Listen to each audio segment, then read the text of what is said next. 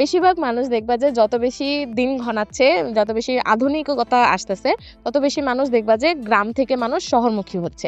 এটার কারণ কি? এটার একমাত্র কারণ আমি যেটা মনে করি সেটা হচ্ছে যে গ্রামের মানুষের তিক্ততা। মানে ওদের কোনো কাজ নাই খাইয়ে দেয়া, ওরা হচ্ছে গিয়ে সবসময় শুধু মানে পুরুষরা হচ্ছে গিয়ে মাঠে ঘাটে যেখানে কাজ করার করবে, ওরা একটু ব্যস্ত থাকলেও থাকে। মহিলাদের ভাই, এরা এত পরিমাণ ডেঞ্জারাস একটা ক্রিয়েচার ভাই। এদের হচ্ছে শুধু রান্না করা কাজ, আর কোনো কাজ নাই। আর কাজ হচ্ছে গিয়ে এর কথা যাইয়া ওর কাছে লাগানো।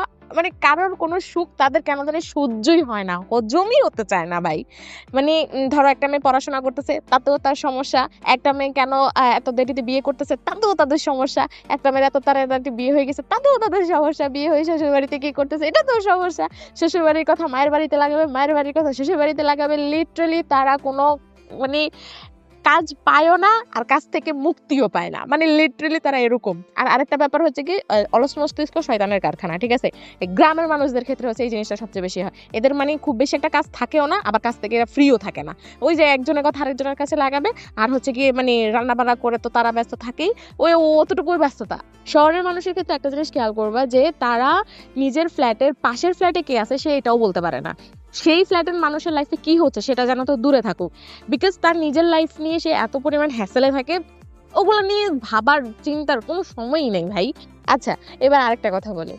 কিছু আত্মীয় স্বজন দেখবে এমন আছে যারা বছরে এমন অনেক দিনকে দিন চলে যাবে, যারা নিজেরা কল দিয়ে খোঁজ খবর নেবে না, কিন্তু হঠাৎ করে একদিন যদি কল দিতে পারে, তার মোস্ট ইম্পর্টেন্ট একটা কমপ্লেন এইটা থাকে যে একটু তো কল দাও না, একটু তো খোঁজ খবর নাও না, মানে এত কি ব্যস্ত থাকো।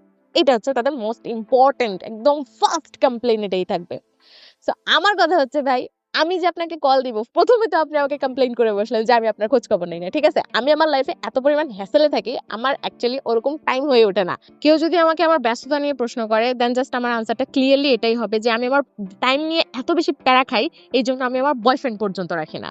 আর আমি একটা জিনিস অনেক বেশি মেনটেন করি, যারা হচ্ছে গিয়ে কথার একটা পর্যায়ে না একটা পর্যায়ে গিয়ে হচ্ছে মানুষ সম্পর্কে বদনাম করা শুরু করে দেয়, আমি লিটারালি তাদেরকে অ্যাভয়েড করি। সো অনেক হয়েছে মনের কথা বলা, এই ভিডিওটার মাধ্যমে অনেকগুলো মনের কথা বলতে পারছি, আলহামদুলিল্লাহ। Tata, bye bye.